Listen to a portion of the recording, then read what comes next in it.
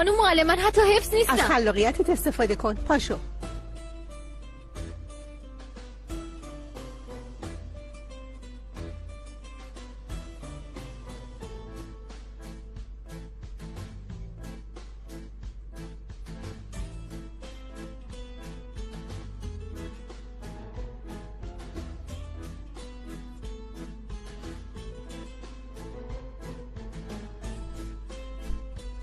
آخه تو چه جور آدمی هستی لئوناردو؟ ها؟ چرا سر و چشتو واسه من تکون میدی؟ به خدا این چاقو رو میگیرم فرو میکنم وسط پیشونی تا.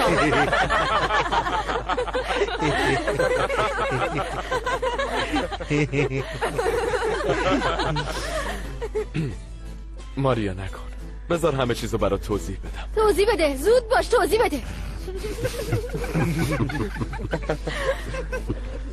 تو فقط مال من هستی، باور کن.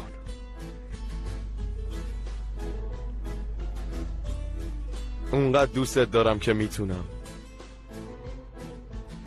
جلوت زانو بزنم و ازت بخوام که با هم قرار بذاری.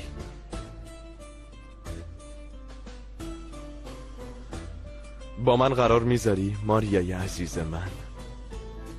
دمت گرم کنه. خانم همچین چیزی تو متنمون نبوده. خانم داریم از خلاقیتمون استفاده میکنیم. ادامه بدید بچه ها، ادامه بدید، خوب پیش میرین.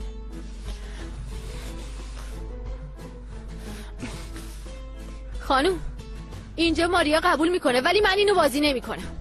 ماریا گوش بده، قبول کن، زود باش دیگه. هی حسابتو میرسم ها. خانم معلم، این متن رو با گونه تمرین میکنین، اینطوری مشکل بینتون هم حل میشه.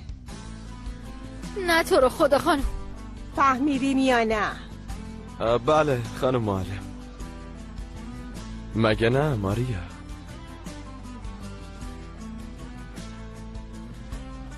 ببین من حساب. بفرمایید صدا خانم، گوشم با شماست. موضوع چیه؟ سوگل. بازم سوگل؟ براتون دردسر درست کرده. موضوع چیه؟ نه اصلا کاری نکرده. من و همسرم اتفاقا با سوگل آشنا شدیم و خیلی ازش خوشمون میاد. میخوایم اونو بیشتر بشناسیم و باهاش وقت بگذرونیم.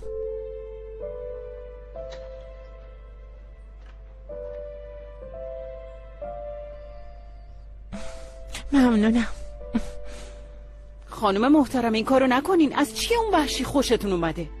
والا خیلی تعجب کردم. اون خیلی بد دهنه. قبول، همه دخترای اینجا تو خانواده تربیت نشدن، ولی من اینطوریشو دیگه ندیده بودم. خودسر، عصبانی، پرخاشگر. یعنی چی؟ یعنی ما در مورد سوگل اشتباه کردیم؟ متاسفانه بله. من میگم خودتونو دخالت ندین، براتون دردسر درست میکنه. از من گفتم. اما اگه دوست دارین خیرتون به کسی برسه، دخترای دوست داشتنی زیادی اینجا هستن. مثلا یلدا و گل، هر دوتاشون خیلی بچه‌های آروم و بی سر و صدایین. بخواین به هدیه میگم اونا رو صدا کنه. نه لازم نیست.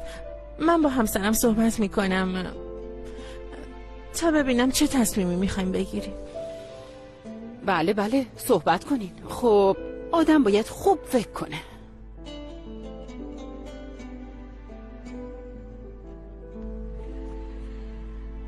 خب شاید معجزه‌ای شده.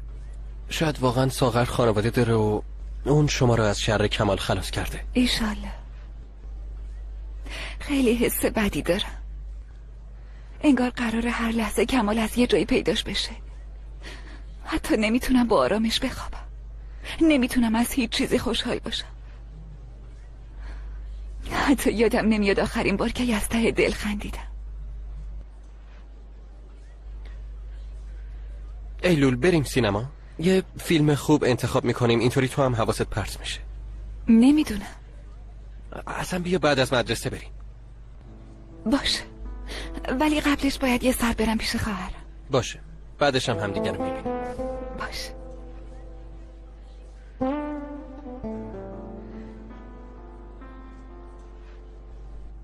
مرتی که مثل گربه 7 تا جون داره نمیمیره. مامانم اون مشکل رو حل کرد. دیگه کمالی وجود نداره، همه چیز تموم شد. یعنی میگی مرده؟ آره. ببین ایلول ناپدریشو چاقو زد، کم نبود با سنگ زد تو سرش، بعدش هم با هم انداختیمش رودخونه، بازم نمرد.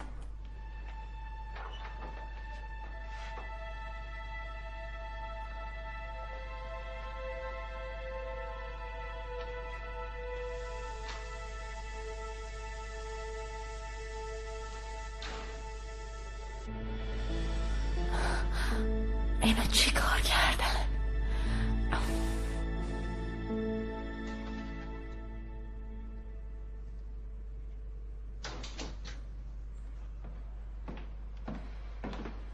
خانم محترم ببخشید، هدیه خانم برام از صحبتاتون با نریمان خانم گفت. سوگل دختری خیلی خوب و با شخصیتیه.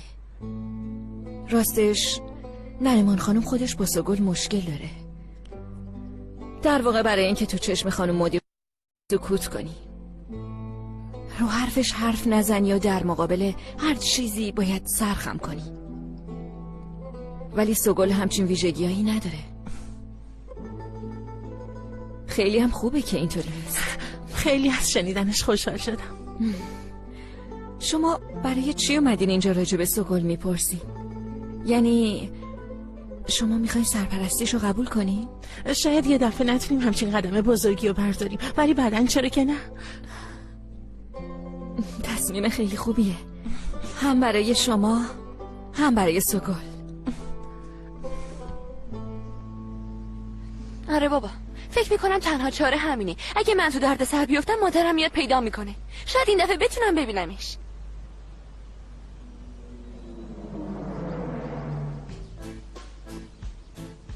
ساغر چی کار داری میکنی؟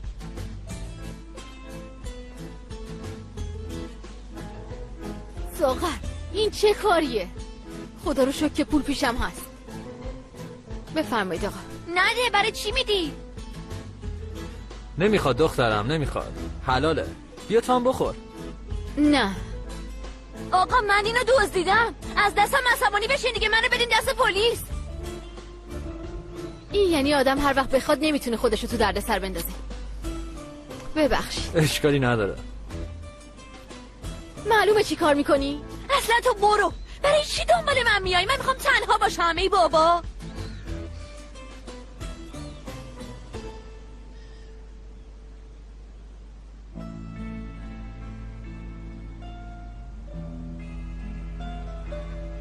آبجی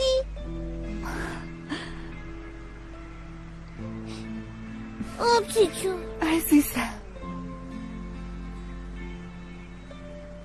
بیا عزیزم، اینم پولی که برای جشن میخواستی، بده به معلمت. آبجی خیلی ممنونم. خواهش میکنم عزیز دلم. تو پول داری مگه نه؟ آره عزیزم، تو نگران نباش، ما با دختر دستبند و گردنبند درست میکنیم میفروشیم. خواهری برای منم یه دونه درست میکنی مگه نه؟ البته که درست میکنم. خیلی ممنونم. بشرا، میخوام ازت یه سوالی بپرسم. بپرس. عمو کمال نیومد خونه؟ نه نیومده. با مامانم تلفنی صحبت نکرد؟ نه.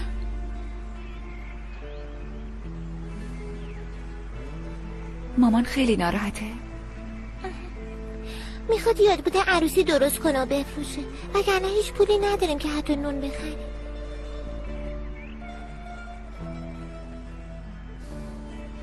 تو دیگه برو خونه. تو چی؟ من میرم پانسیون. به مامان نگو که من اومدم، باشه؟ باشه.